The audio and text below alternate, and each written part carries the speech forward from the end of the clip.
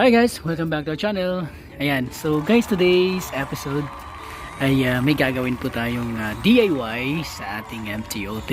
Ayan, as you can see, meron po tayo ditong Samurai Spray Paint.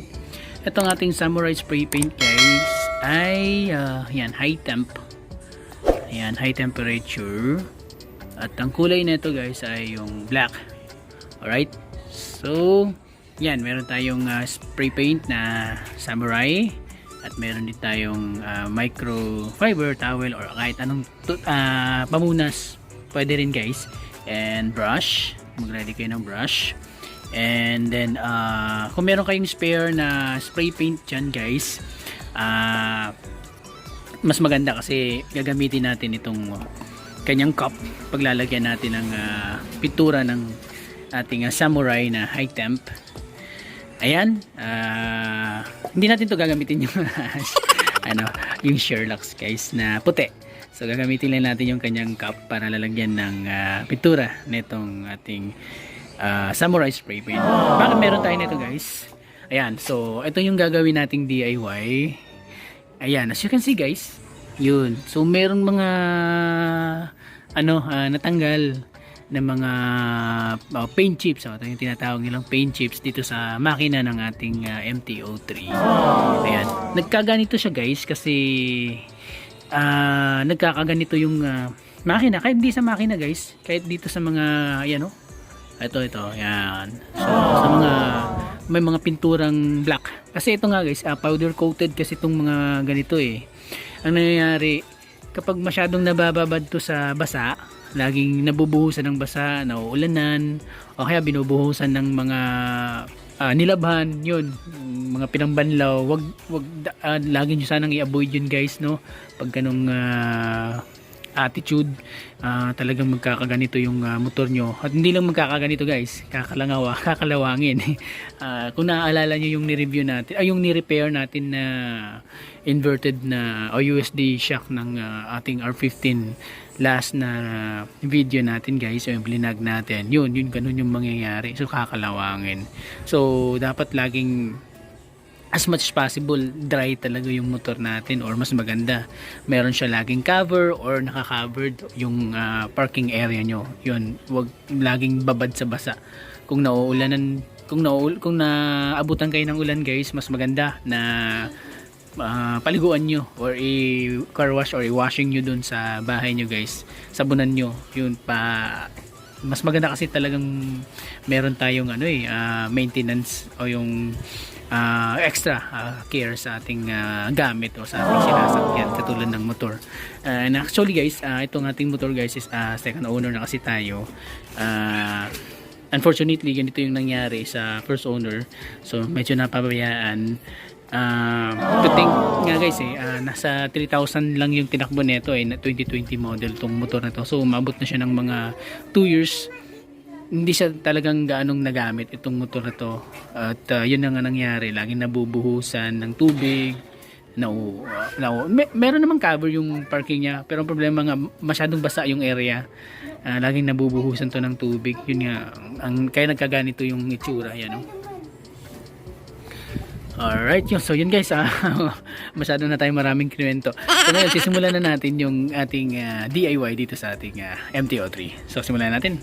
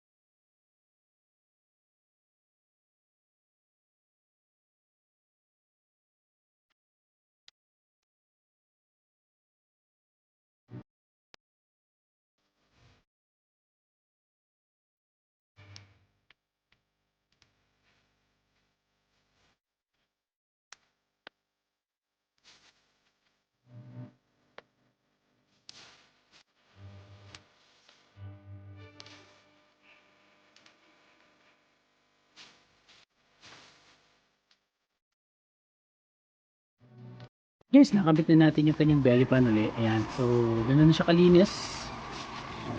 Hindi na siya katulad nung dati na napakaraming mga paint chips at medyo awkward tingnan o pangit tingnan. And ngayon, ayan. At black talaga yung kulay niya. Yan guys, so maraming salamat po sa panonood at I hope na meron po sana kayong natutunan sa vlog na ito. At sa mga bago pong viewers natin dyan guys, please do consider to subscribe our channel. Ayan. Pakit na rin po ang notification bell guys para updated kayo palagi sa mga bagong videos natin na i-upload guys. Sa mga subscribers natin dyan guys, yan, maraming salamat po sa laging pagtangkilik nyo po sa ating channel. Thank you for watching, ride safe and have a nice day. See you on the next vlog.